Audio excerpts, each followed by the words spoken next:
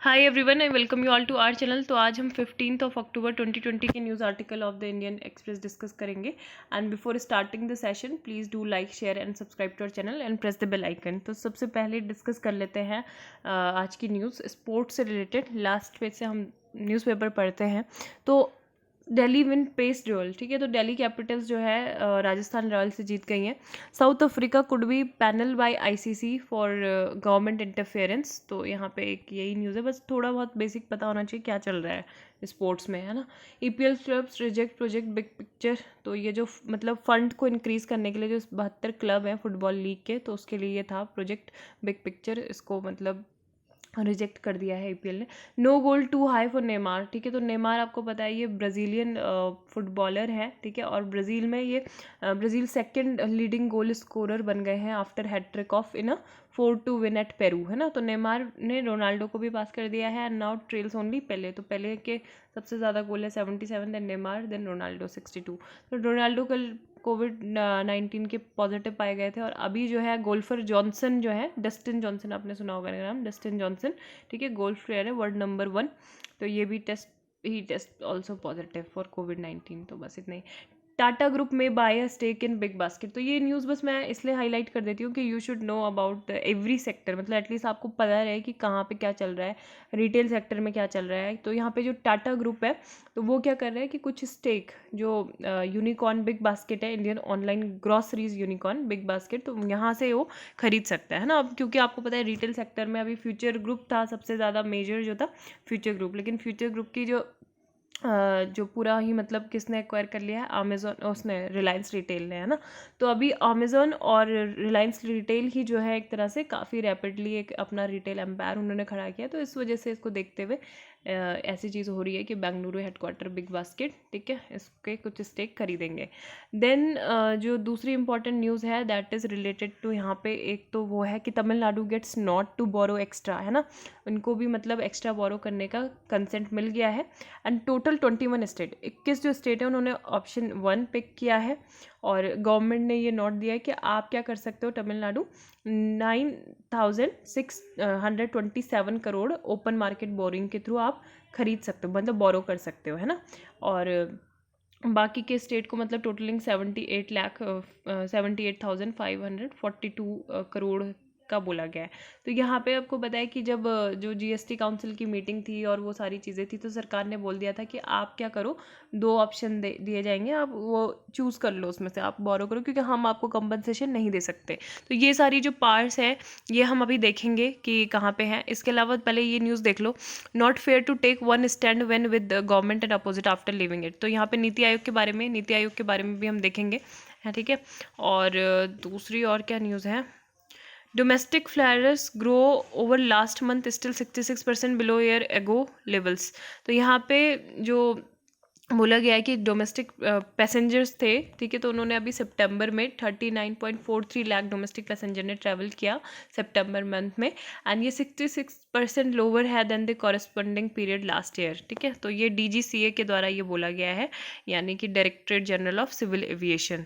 तो ये इसलिए इतना इम्पॉर्टेंट है क्योंकि जो एविएशन सेक्टर है वो काफ़ी ज़्यादा सिग्निफिकेंटली इम्पैक्ट हुआ है कोरोना वायरस की वजह से, क्योंकि जो ट्रैवल रिस्ट्रिक्शंस लग गए थे, है ना, दूसरी कंट्रीज़ में नहीं जा रहे थे लोग, इस वजह से ये नहीं चल रही हैं। जो इंडिया की जो एयरलाइंस है तो वहाँ पे ये कॉस्ट कटिंग मेजर लिए गए हैं, जैसे पे कट कर दिया गया है, बहुत सारे एम्प्लॉयज़ को फायर कर दिया गया है ना। तो ये सब चीज़ें भी हो रही हैं। तो यहाँ पे हम देख लेते हैं इकोनॉमिक का जो टॉपिक है कि centre allows additional borrowing 20 states, है ना। तो ये separation of powers between various organs हैं, dispute redressal mechanism and institution. तो यहाँ पे ये चीज़ बोली गई है कि मतलब स्टेट्स को सेंटर की परमिशन की ज़रूरत है जब वो बोरो कर रहे हैं, और क्या ये सारे स्टेट्स के लिए मैंडेटरी है।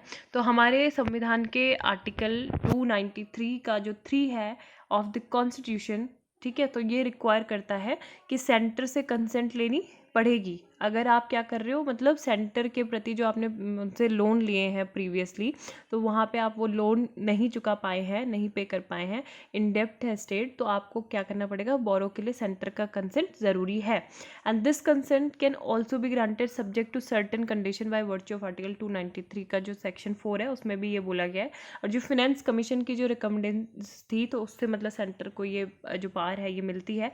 और सारे ही मतलब जितने भी स्टेट हैं, एवरी सिंगल स्टेट, ठीक है, अगर हम अभी बात करें हमारे स्टेट की स्थिति बिल्कुल भी अच्छी नहीं है, जितने भी हमारे राज्य हैं, तो वो सेंटर को मतलब उन्होंने इंडेप्ट है to the centre, and thus all of them require the centre consent in order to borrow. Okay, and ये चीज़ बोली गई है कि so when can this centre impose conditions, तो एक तो यही है कि जब वो इंडेप्ट हो सेंटर में, तब हम सेंटर इम्पोज कर सकते हैं ये। And why are such restriction necessary, तो ये चीज़ बोली गई है कि जो प्रोटेक्ट करने के लिए जो कैपेसिटी है क्रेडिटर के इंटरेस्ट है उनको प्रोटेक्ट करने के लिए। एंड ब्रॉडर पर्पज़ ये है कि ensuring macro economic stability is also discernible since state indebtedness negatively affects the physical health of the nation as a whole. ठीक है, तो बस यही है। नेक्स्ट, नीति आयोग के बारे में हमने देखा था वहाँ पे, ठीक है, तो नीति आयोग से रिलेटेड आपको ये बताना चाहिए, जनवरी 2015 में इसका एस्टैब्लिशमेंट हुआ था और उस टाइम पे प्लानिंग कमीशन को रिप्लेस किया गया था। ठीक है, नीति आयोग की फुल फॉर्म क्या है, national institution for transforming India, national institute for transforming India. और ये एक थिंक टैंक की तरह काम करता है। ठीक है, जो कोऑपरेटिव फेडरलिज्म अगर कहीं पे भी आता है, सहकारी संघवाद, तो उसका ये काफ़ी ज़्यादा बड़ा ही एग्जाम्पल है, क्योंकि ये सहकारी संघवाद को बढ़ावा देता है, इन्हांस करता है और सस्टेनेबल डेवलपमेंट को अचीव करने की बात करता है। ठीक है, जो स्टेट गवर्नमेंट है तो उनका भी इकोनॉमिक पॉलिसी और प्रोसेस में क्या होना चाहिए, मतलब पार्टिसिपेशन होना चाहिए। तो बॉटम अप अप्रोच ये है। ठीक है, बॉटम अप अप्रोच। नेक्स्ट है रोल ऑफ नीति आयोग, तो ये भी सारे आपको ऑलमोस्ट एक आइडिया हो ही गया होगा। चेयरपर्सन कौन है, prime minister of India as the chairperson. Governing council में इसके चीफ मिनिस्टर होते हैं, सारे ही राज्यों के इसके चीफ मिनिस्टर, और यूनियन टेरिटरीज जो हमारी केंद्र शासित प्रदेश होते हैं उनके कौन, लेफ्टिनेंट गवर्नर्स। ठीक है, इसकी गवर्नर काउंसिल।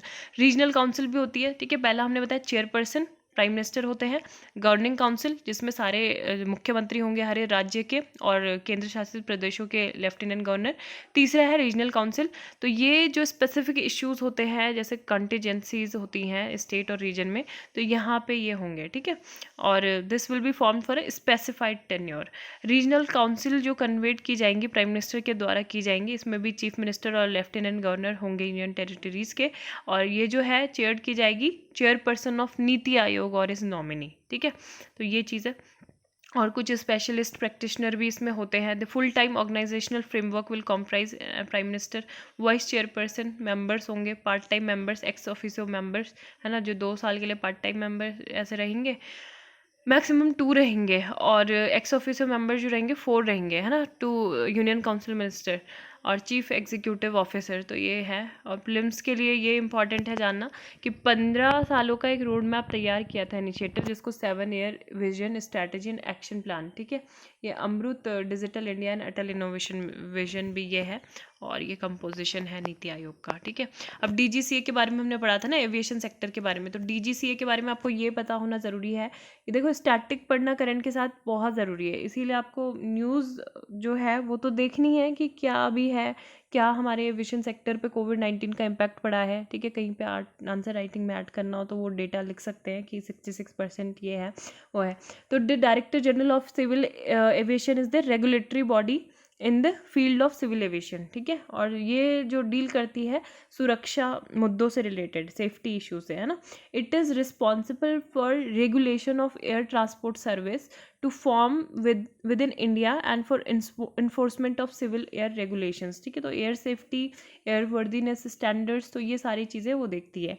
अब जितने भी जो रेगुलेटरी फंक्शंस होते हैं डीजीसीए तो कोऑर्डिनेट करती है and International Civil Aviation Organization के साथ। ठीक है, तो डीजीसीए जो है रजिस्ट्रेशन ऑफ सिविल एयरक्राफ्ट, मतलब इसके बारे में बस इतना ही याद रखना आप। ठीक है, ये सारे काम ये करती है, और इसका जो मतलब रेगुलेटरी बॉडी है सिविल एविएशन की। ठीक है, लेट्स सी नेक्स्ट न्यूज़। हाँ, वर्ल्ड बैंक से रिलेटेड न्यूज़ है, तो वो भी हम देख लेते हैं। ठीक है, वर्ल्ड बैंक तो इंटरनेशनल ऑर्गेनाइजेशन में, तो अगर देखो, एक तो वर्ल्ड बैंक है, ठीक है, इसको ध्यान से आप सुनना।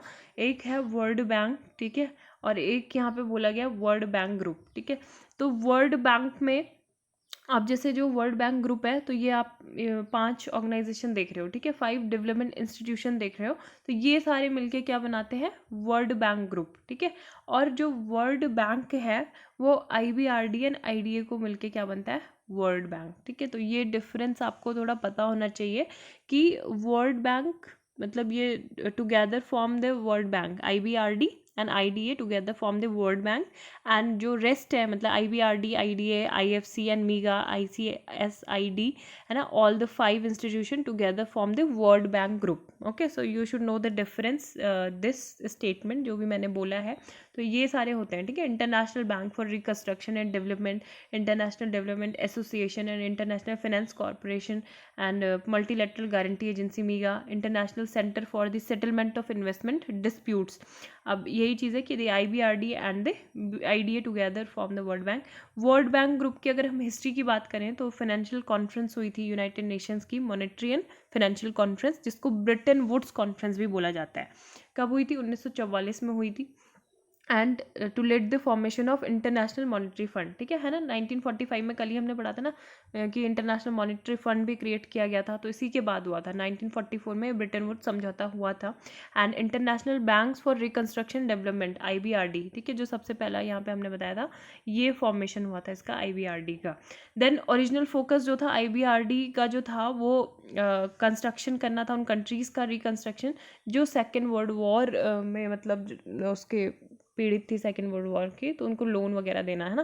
Gradually there was a shift from reconstruction to development, फिर रिकंस्ट्रक्शन से विकास की ओर यहाँ पे शिफ्ट हुआ, और जो infrastructure, power grids, road transportation, dams, इन सब चीज़ों में फोकस किया गया। उसके बाद ये सारे IDA, IFC ये सब फॉर्म्ड हुए over the years. All the 5 institution came to be called World Bank group, ठीक है। तो जो 5 इंस्टीट्यूशन उनको वर्ल्ड बैंक ग्रुप कहा जाता है, तो ये आपको याद रखना है। जो वर्ल्ड बैंक ग्रुप का हेडक्वार्टर्ड है वो कहाँ है, वाशिंगटन DC में, और स्पेशलाइज्ड एजेंसी है यूनाइटेड नेशंस की, ठीक है। तो ये सारी चीज़ें याद रखनी है। नेक्स्ट जो न्यूज़ है वो डिस्कस कर लेते हैं।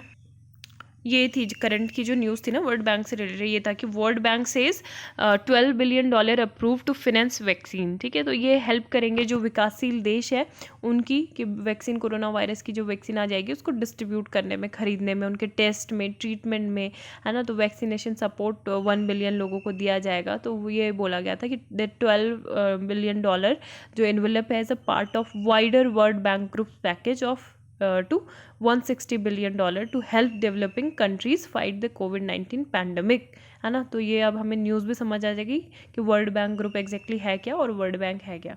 Russia approve second COVID-19 vaccine after preliminary trials. तो रशिया ने, अभी आपको पता है ना, पतंजलि, मतलब क्या नाम था उस वैक्सीन का, मैं भूल गई क्योंकि मैं पतंजलि हाँ, स्पुतनिक, ठीक है। स्पुतनिक 5 जो था, जो मॉस्को जमेलिया इंस्टीट्यूट था, स्पुतनिक 5, तो ये लाइसेंस की गई थी वहाँ से। अब इसके बाद जो है सेकंड जो वैक्सीन है, ठीक है, जो कि डेवलप की गई है vector institute in Serbia and completed early stage human trial last month, and अभी रिजल्ट इसके पब्लिश नहीं किए गए हैं, लेकिन इसको बोला जा रहा है कि यहाँ पे इसकी अभी क्या हो जाएगी, शुरुआत हो जाएगी, मतलब अप्रूव कर दिया गया है ना। तो पेप्टाइड बेस्ड वैक्सीन, इसका नेम क्या है, एपीवैक कोरोना, ठीक है, is the second to be licensed for use in Russia. So there has been placebo control trial 100 volunteers पे किया गया जो 18 से 16 साल के हैं नोवोब्रिस्क में, ठीक है। तो ये है। नेक्स्ट जो है यहाँ पे थाईलैंड में भी प्रोटेस्ट चल रहे हैं, तो ये भी आपको थोड़ा पता होना चाहिए कहाँ पे किस कंट्री में क्या हो रहा है। मेजर बैंकॉक रैली, थाईलैंड की कैपिटल क्या है, बैंकॉक। और यहाँ पे 1973 में एक स्टूडेंट अपराइजिंग हुआ था, ठीक है। तो उसकी भी 47th एनिवर्सरी ये लोग मना रहे हैं, और ये प्रो डेमोक्रेसी डेमोन्स्ट्रेटर्स हैं, ठीक है। ये मार्च कर रहे हैं, काफ़ी मैसिव प्रोटेस्ट यहाँ पे चल रहे हैं कि ये इनका ये कहना है कि जो यहाँ पे मोनार्की है, मतलब कॉन्स्टिट्यूशनल मोनार्की है, उसको हटाना चाहिए, उसमें रिफॉर्मेशन आने चाहिए, क्योंकि डेमोक्रेटिक फ्रेमवर्क में सेट नहीं बैठते हैं, है ना।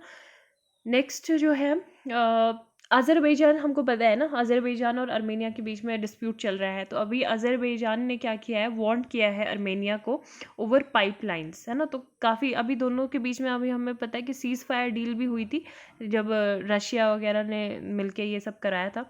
लेकिन अभी उसके बाद भी ये क्या हो रहा है, मतलब शार्पली ये टेंशन जो है राइज होती ही जा रही है, ठीक है।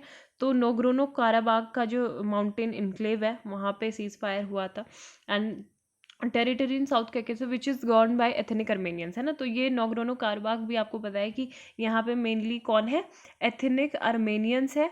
लेकिन ये इंटरनेशनली इसको रिकॉग्नाइज्ड कैसा किया गया है, अज़रबैजानी टेरिटरी, है ना। तो इस वजह से ये सारी प्रॉब्लम होती हैं। और इसमें जो कंट्रीज़ हैं वो क्या है, मतलब डिफरेंट डिफरेंट सेक्टर में डिवाइडेड हैं। सेक्टर में मतलब जैसे अज़रबैजान को सपोर्ट करता है टर्की, पाकिस्तान, और जो रशिया है वो किसको सपोर्ट करता है। मतलब एक तरह से आजकल तो वो न्यूट्रल वे रख के चल रहा है। और बाकी अरे यार रुको एक मिनट। तो ये रीजन बहुत देखना ज़रूरी है ना। तो ये है नोग्रोनो काराबाग, ये रीजन है। और यहाँ पे जो है Armenian controlled territories surrounding Nagorno Karabakh, and यहाँ पे अज़रबैजान कंट्रोल्ड टेरिटरीज है ना, इस वाले पार्ट में और इस वाले पार्ट में।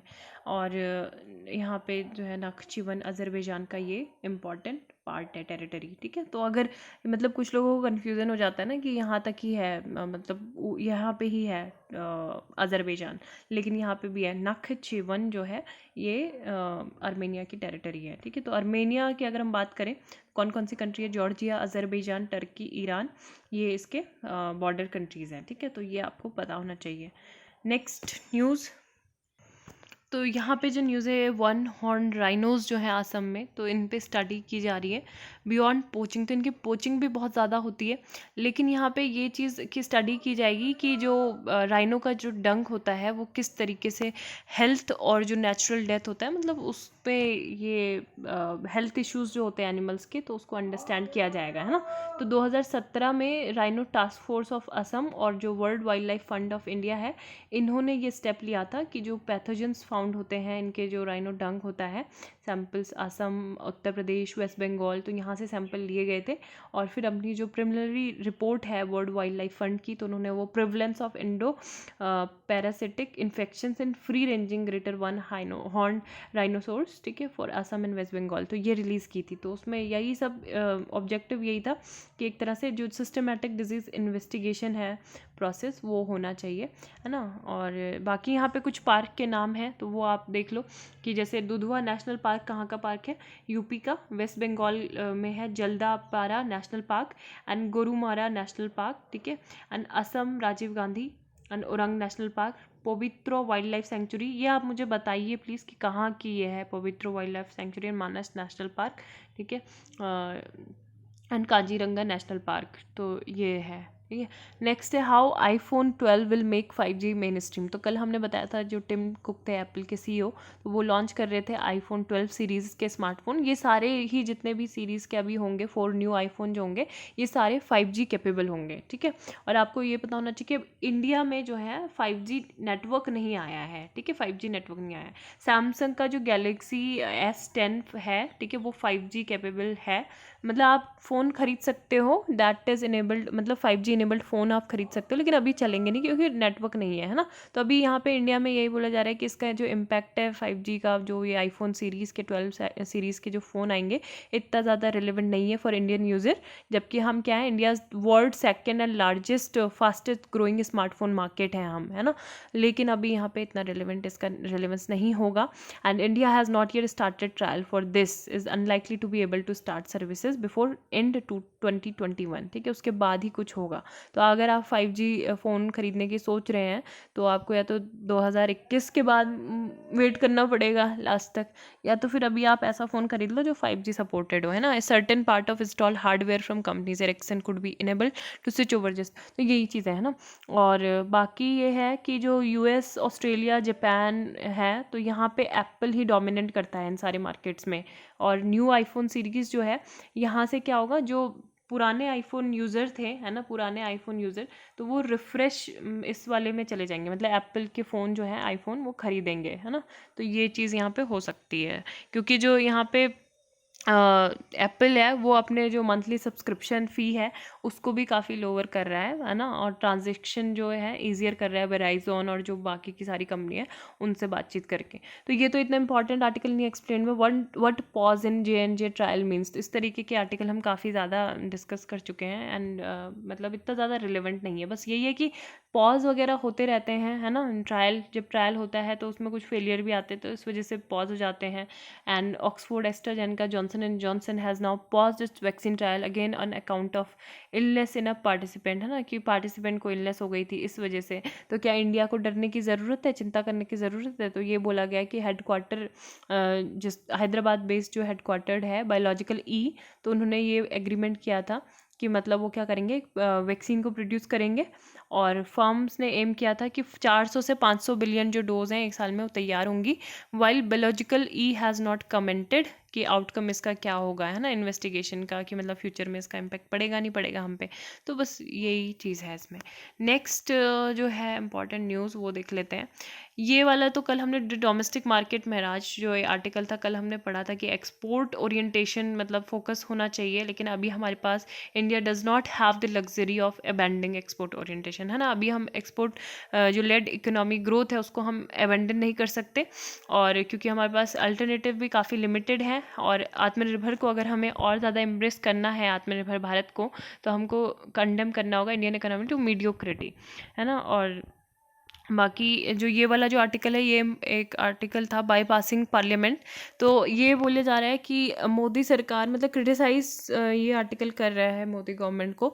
तो जो ऑथर के द्वारा कहना है क्रिस्टोफ जेफर लॉट एंड विहांग जुमले, ठीक है। तो इन्होंने क्या लिखा है कि मोदी गवर्नमेंट में जो लोकसभा और राज्यसभा है उनकी जो वहाँ पे डिबेट वगैरह होती है वो बिल्कुल कम हो गई। जब एंट्री की थी प्राइम मिनिस्टर ने 2014 में, तो उस टाइम पे क्या था कि उन्होंने बोला था पार्लियामेंट को ये टेम्पल ऑफ डेमोक्रेसी है, ठीक है। डेमोक्रेसी क्या है, मतलब लोकतंत्र का एक मंदिर है।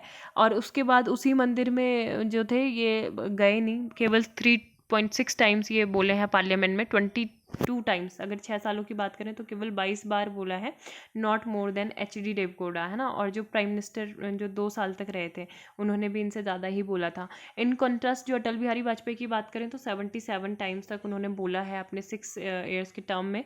और जो प्राइम मिनिस्टर मनमोहन सिंह, जिनको मौन मोहन सिंह बोलते थे कि मौन ही रहते हैं, उन्होंने भी 48 टाइम्स तक बोला है, ठीक है, 10 ईयर्स के ऑफिस में। तो ये डेटा शो करता है कि पॉपुलिस्ट स्टाइल जो है ना, that statistical data illustrate the populist style of communication of Modi who prefers to communicate directly with the people, है ना, कि डायरेक्टली आप पीपल के साथ कम्युनिकेट करना प्रेफर कर रहे हो, चाहे जैसे रेडियो टॉक हैं जैसे इंदिरा गांधी ने 1970 में किया था सोशल मीडिया के थ्रू, और जो यूएस के प्रेसिडेंट डोनाल्ड ट्रंप है उन्होंने। तो ये मतलब इस तरीके से भी ये मेथड इसलिए अपनाए जाते हैं ऐसा बोला जा रहा है क्योंकि वो एक प्रेफरेंस है कि आप वन वे मैसेजिंग कर रहे हो, है ना।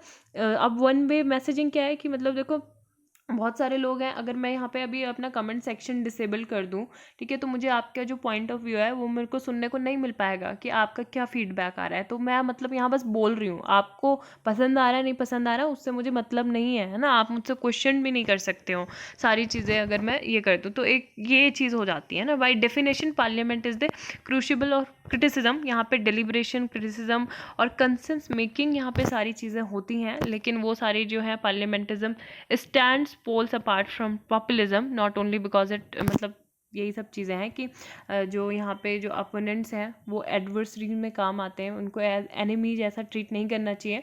और जो सारे मतलब आप पार्लियामेंट को थोड़ा सा सरकमवेट करने के लिए ऑर्डिनेंस का जो रूट है वो बार बार आप पास करते हो, उसी को ज़्यादा फॉलो कर रहे हो, है ना। और जो ये मतलब ऑर्डिनेंस जो होते हैं वो यूजुअली कब रिस्टोर्ड होते हैं, जब माइनॉरिटी गवर्नमेंट होती है या फिर कोलिशन गठबंधन की सरकारें होती हैं। लेकिन मोदी गवर्नमेंट ने मतलब despite the BJP enjoying a majority in Lok Sabha, उसके बाद भी ऑर्डिनेंस रूट आप ला रहे हो।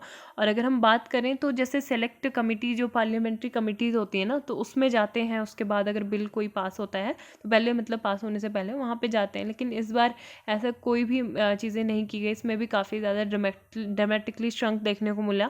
फ्रॉम 68-71% ऑफ टोटल 15 लोकसभा में 25% of total in the 16 Lok Sabha and 0 इन 2020, है ना। तो ऐसे कोई भी पार्लियामेंट्री कमिटीज़ में रिकमेंडेड नहीं हुआ, ना ही उनकी स्क्रूटनी हुई, है ना।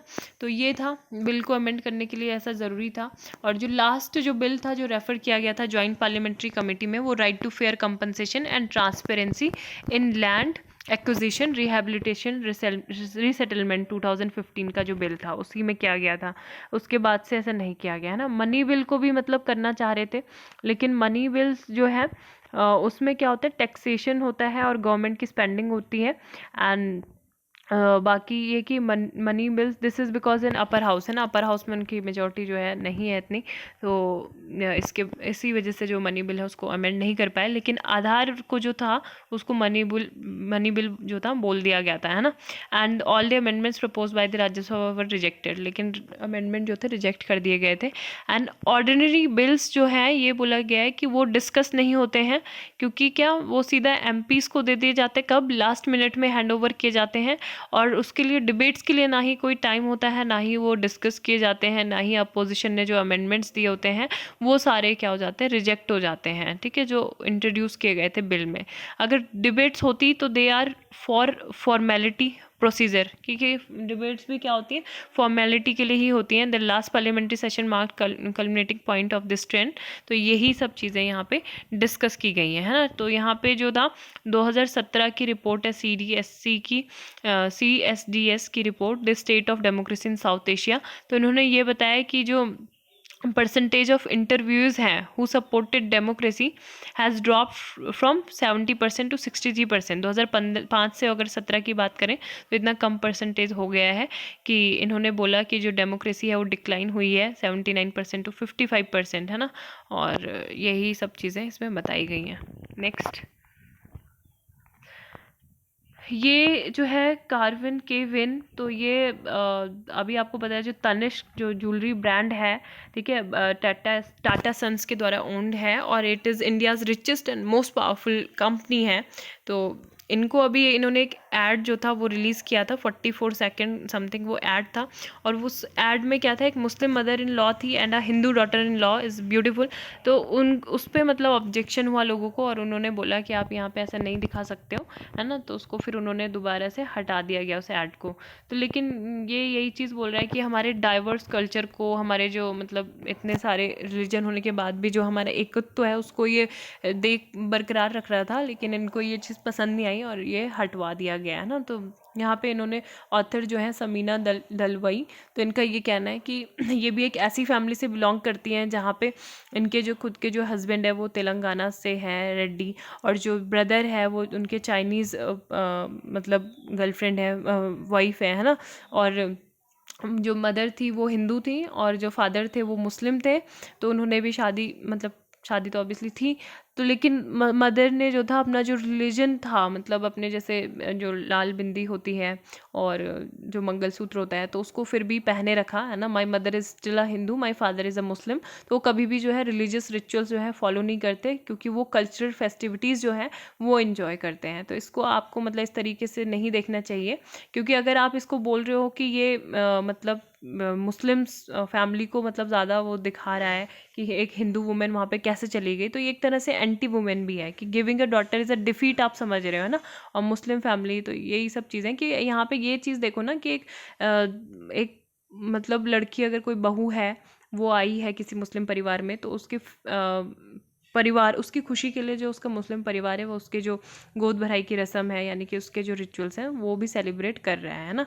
और इसी तरह से जैसे ईद दिवाली सभी सेलिब्रेट करते हैं हर साइड से। और अगर बहुत सारी जगह के मतलब मल्टीपल रिलीजन के लोग अगर एक परिवार में आ जाते हैं तो बहुत बहुत ही एक कल्चर मतलब जो होता है डेवलप होता है। जैसे फैमिली एक साथ रहती है जिनकी, तो वो इंग्लिश भी बोलते हैं, हिंदी भी, मराठी भी, तेलुगु भी, मंडेरियन भी एंड कोंकणी भी, है ना, क्योंकि कोंकणी मुस्लिम से शादी की थी। बहुत ज़्यादा हो गया है आर्टिकल। देन महबूबास चैलेंज, तो महबूबास चैलेंज हमने पता है कि पब्लिक सेफ्टी एक्ट जो हमने कल ही डिस्कस किया था, पब्लिक सेफ्टी एक्ट के अंतर्गत इनको अरेस्ट किया गया था जब आर्टिकल 370 का एब्रोगेशन हुआ था जम्मू कश्मीर से। तो उसके बाद अभी जो charge have been revoked now. और अभी मैंने संडे को ही शायद डिस्कस किया था, गुपकर डिक्लेरेशन, है ना। गुपकर डिक्लेरेशन जो यही है कि 6 पॉलिटिकल पार्टीज जो थी एक साथ आई थी कि आपको मतलब ये जो 370 आर्टिकल है जम्मू कश्मीर का, इसको अनकॉन्स्टिट्यूशनल घोषित करना है। और तो पहला जो गुपकर डिक्लेरेशन साइन था वो August 5, 2019 में हुआ था, फिर दूसरा हुआ, अभी तीसरे की बात की जा रही है, ठीक है। तो यही है इसमें, नेदर लेटर नॉर स्पिरिट। तो यहाँ पे गवर्नर जो आपको पता है भगत सिंह कोश्यारी जो है वो कहाँ के गवर्नर हैं अभी, महाराष्ट्र के। तो यहाँ पे ये बोला गया है कि जो काफ़ी ज़्यादा कंट्रोवर्सी ये देते जा रहे हैं, काफ़ी कंट्रोवर्शियल मूव्स इनके रहे हैं। Going back to row, last November में अगर बात करें तो गवर्नमेंट का फॉर्मेशन हुआ था, तो उस टाइम पे चीफ मिनिस्टर जो उद्धव ठाकरे हैं तो उनको भी टॉन्ट किया था कि आप मतलब अभी रिलीजियस प्लेसेस को क्या करो, क्योंकि बारी हमारी पूरी कंट्री में ओपन हो रहे हैं, आप भी अब इनको जल्दी से क्या करो, ओपन करो, है ना, कि कोविड केसेस अब ऐसे नहीं बढ़ रहे हैं तो इसको ओपन करो। तो ये एग्जीक्यूटिव डोमेन में थोड़ा सा ट्रांसग्रेस ज़्यादा कर रहे हैं गवर्नर, है ना, और उससे ज़्यादा भी आगे बढ़ के हो गए कि have you suddenly turn secular yourself the term you hated. तो इस तरह की जो भाषा है और ये जो यूज़ कर रहे हैं तो वो सही नहीं है गवर्नर के लिए।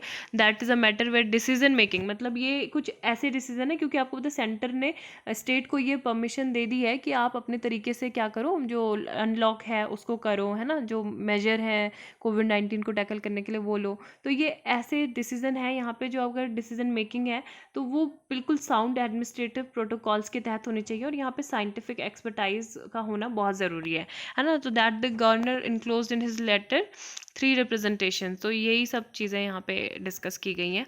नेक्स्ट आर्टिकल इज़ रिलेटेड, आज ग्लोबल हैंड वॉशिंग डे है, ठीक है। Hand hygiene is a global priority now. तो ये मैंने सोचा कि अभी से ये कोविड-19 की वजह से ये मनाया जाता होगा, लेकिन ये मनाया जाता है काफ़ी टाइम पहले से, 2008 में ये अडॉप्ट किया गया था, ठीक है। First hand washing day observe किया गया था 2008 में, कि आपको हाइजीन रखना है ना, सब हाथ वगैरह धोने हैं 2008 में। Sachin Tendulkar his team mates joined and estimate 100 million children in promoting better health and hygiene. तो ये इंपॉर्टेंट है।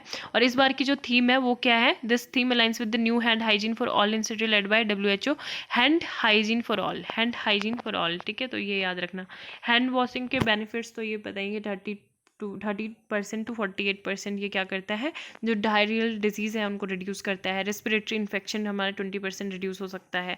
ये सार्स, कोलेरा, ये सब जो है, हेपेटाइटिस बी, ये जो आउटब्रेक पैथोजेंस हैं इनको भी रिड्यूस करेगा, है ना। हेल्थ केयर एसोसिएटेड जो इन्फेक्शन है उससे भी प्रोटेक्शन हमको मिलेगा। तो ये सब चीज़ है। नेक्स्ट न्यूज़ ये हमने पढ़ा था ना, infertility is on the rise now days, है ना। तो हमने क्या पढ़ा था, ART, असिस्टेड रिप्रोडक्टिव टेक्निक्स। तो इसमें हमने ये पढ़ा था कि जो जैसे IVF है, इन विट्रो फर्टिलाइजेशन, या फिर क्या है ET, ICSI, IMSI, IVET, तो ये सब इसका एक इफेक्टिव टूल्स है ना। तो ये देख लेना। Supreme high court seek centre stand on legalising same sex marriage. तो यहाँ पे सेम सेक्स मैरिज, अभी जो हमने होमोसेक्सुअलिटी की बात की थी तो उसमें ये था कि अगर दो सेम जेंडर के कपल हैं, मतलब सेम सेक्स हैं, ठीक है, तो अगर उनके बीच में इंटरकोर्स होता है तो वो इलीगल नहीं उसको माना गया है। सुप्रीम कोर्ट ने ये बोला था ना, आर्टिकल 377 पे जो जजमेंट आई थी कि अगर उनके बीच में अगर इंटरकोर्स होता है तो वो लीगल नहीं है, इलीगल नहीं है, सॉरी। और लेकिन अगर जो मैरिज करते हैं, अगर वो कहते हैं कि हम मैरिज कर रहे हैं, शादी कर रहे हैं, तो वो इलीगल है, ठीक है। तो यहाँ पे यही पिटिशन में बोला गया है कि इसको भी लीगल बनाया जाए, एंड क्योंकि ये फंडामेंटल राइट है ना, चॉइस ऑफ पार्टनर, कि आपको किस तरह का आपका पार्टनर चाहिए और कैसे आपको रहना है, तो ये आपका फंडामेंटल राइट है। नेक्स्ट जो है ये 2+2 जो मीट होती है, ये किसके बीच में होती है, US और इंडिया एंड जापान के बीच में, इंडिया एंड US के बीच में, ठीक है। तो अभी इंडो US 2+2 मिनिस्ट्रियल मीटिंग होगी, एज ही discuss Washington efforts to work with New Delhi regional security और इकोनॉमिक कोऑपरेशन कोऑर्डिनेटिंग एफर्ट्स, है ना, जो चैलेंजेस है कोविड-19 पैंडेमिक की वजह से, तो उस पर बातचीत होगी। And Indo US 2 minister foreign and defence minister की होगी 26 and 27।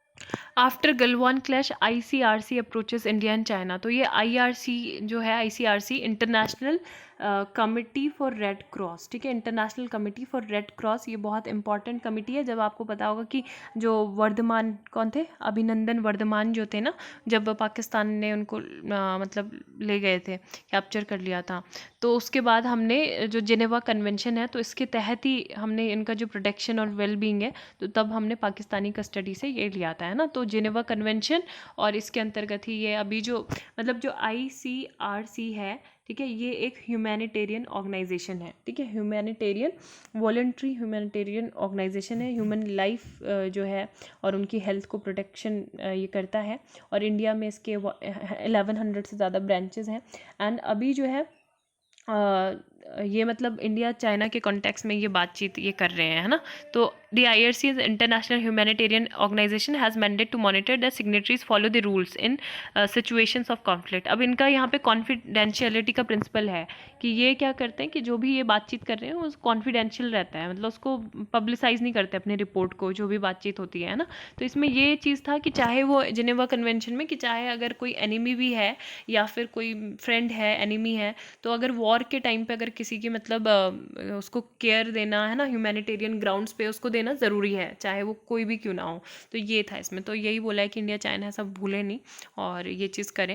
And international committee for the Red Cross approach both Indian and Chinese government urge they observe the Geneva convention to which both countries are signatories, है ना। तो हम दोनों ही countries जो है signatories हैं। और हमने 3 प्रोटोकॉल्स में से जो बाद में ऐड किए गए थे, इंडिया ने उनमें से 1 प्रोटोकॉल को साइन किया था और चाइना ने 2 को किया था, है ना। तो ये भी पता होनी चाहिए। 1949 की जेनेवा कन्वेंशन है set of 4 international treaties that ensure that in conflict warring parties conduct themselves in a human way with non-combatants such as civilians and medical personnel as well as with combatants to longer activity engaged in fighting such as prisoner of war जो है ना, और जो sick soldiers हैं wounded, इन सब की भी care करनी है। As part of its mandate the ICR regularly engages in a dialogue with the authorities on humanitarian issues. तो इसके बारे में आपको पूरी तरीके से पता चल गया। और ये जो है डज नॉट नॉर्मली पब्लिसाइज इधर इट्स फाइंडिंग और कंटेंट, है ना। कॉन्फिडेंशियल डिस्कशन होते हैं, रिकमेंडेशन भी कॉन्फिडेंशियल होती है, इनके जो प्रिंसिपल है उसके तहत। और जो दूसरी बात है यहाँ पे आपको ये पता होना चाहिए कि इंडियन नहीं, मतलब वर्ल्ड रेड क्रॉस डे भी मनाया जाता है, रेड क्रॉस डे, ठीक है, मई 8 को मनाया जाता है, मई 8 को, ठीक है, 8th ऑफ मई को मनाया जाता है। और जो हेनरी डूरेंट थे उनकी बर्थ एनिवर्सरी में ये मनाया जाता है और ये रिसिपेंट भी थे फर्स्ट नोबल पीस प्राइज़ के, ठीक है। तो ये कुछ फैक्ट आपको याद रखने ज़रूरी थे।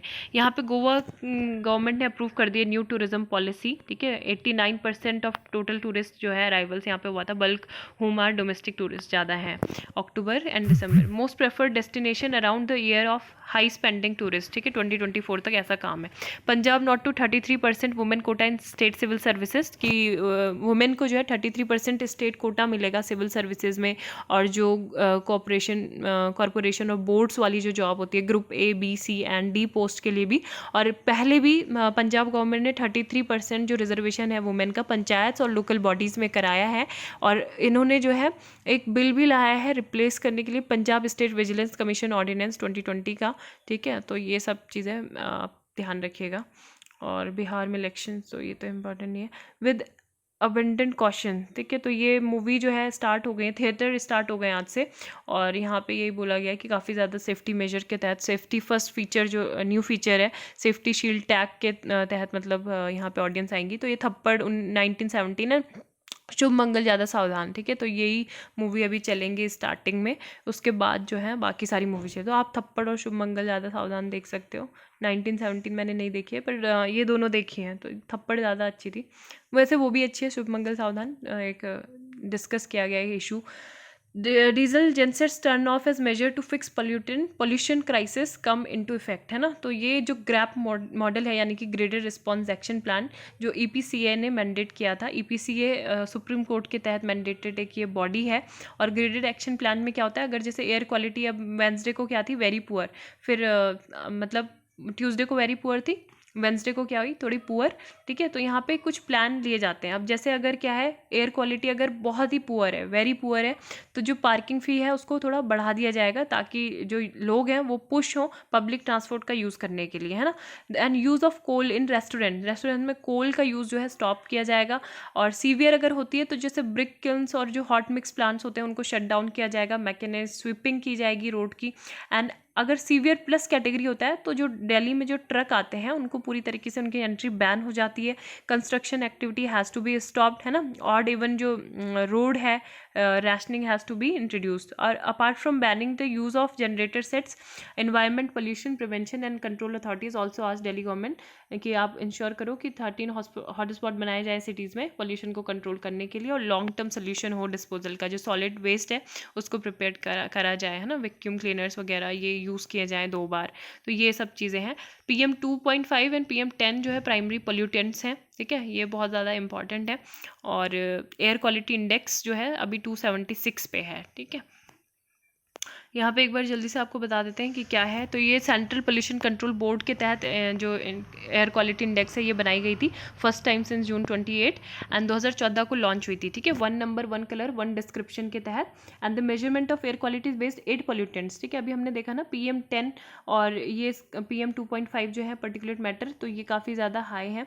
एंड नाइट्रोजन ऑक्साइड है, ठीक है, nitrogen dioxide NO2 and sulphur dioxide SO2, carbon monoxide and ozone ammonia and lead, ठीक है। तो ये चीज़ें इन गैसों को याद रखना, पोल्यूटेंट्स को याद रखना। मतलब एयर क्वालिटी है 6 कैटेगरीज, तो ये 6 कैटेगरी भी हमने देख ली, good, satisfactory, moderately polluted, poor, very poor, severe, and it has been developed by CPCB, है ना, IIT कानपुर के साथ, और जो एक्सपर्ट्स थे मेडिकल और एयर क्वालिटी प्रोफेशनल थे IIT कानपुर और CPCB कंसल्टेशन के बाद ये बनाई गई है, ठीक है। एयर क्वालिटी इंडेक्स बहुत ज़रूरी है, याद रखना। ये इसके हैं 0 to 50। अभी हमने देखा ना कि ये क्या है, पुअर कैटेगरी में आ गई है, 226 समथिंग था, तो 201 to 300 के बीच में poor, 301 to 400 very poor, then severe 401 से 500 सीवियर, दिवाली के टाइम पे जब चली जाती है। एंड CPCB की बात करें तो स्टैट्यूटरी ऑर्गेनाइजेशन है which was constituted in September 1974, the water prevention control pollution act 1974। Speed थोड़ा अगर बढ़ रही है तो प्लीज़ आप स्लो डाउन कर लीजिए, प्लेबैक स्पीड। एंड ये इंटरेस्टेड की गई थी जो 1981 का जो air prevention and control of pollution act था 1981 का, ठीक है, उसके तहत। एंड एनवायरमेंटल प्रोटेक्शन एक्ट 1986, इनसे मतलब इसको पावर मिलती है। इंपॉर्टेंट फंक्शन आप ये देख लो। एनवायरमेंट पोल्यूशन प्रिवेंशन अथॉरिटी की बात करें तो सुप्रीम कोर्ट मैंडेटेड बॉडी है, ठीक है, 1998 में नोटिफाइड की गई थी, और 1986 जो एनवायरमेंटल प्रोटेक्शन एक्ट है उसके तहत ये एनवायरमेंट मिनिस्ट्री ने बनाई थी, ठीक है। और ग्रेडेड एक्शन प्लान जो है GRAP, ये याद रखना। तो इस वाले लेक्चर को मतलब मैं चाहूँ तो मैं पूरा 2 घंटे तक का भी खींच सकती हूँ। एक टॉपिक को मैं आपको पूरा 10 मिनट की जगह 20 मिनट, 20 मिनट की जगह आधा घंटा, ठीक है, तो इस तरीके से कर सकती हूँ। बट मैं कोशिश करती हूँ कि कम शब्दों में ज़्यादा इन्फॉर्मेशन आप तक पहुँचे, है ना। तो इस वजह से मैं प्रीसाइज वे में आप तक ये न्यूज़ डिस्कशन लाती हूँ। तो प्लीज़ आप लाइक करें, शेयर करें एंड सब्सक्राइब करें। Thank you, have a nice day ahead.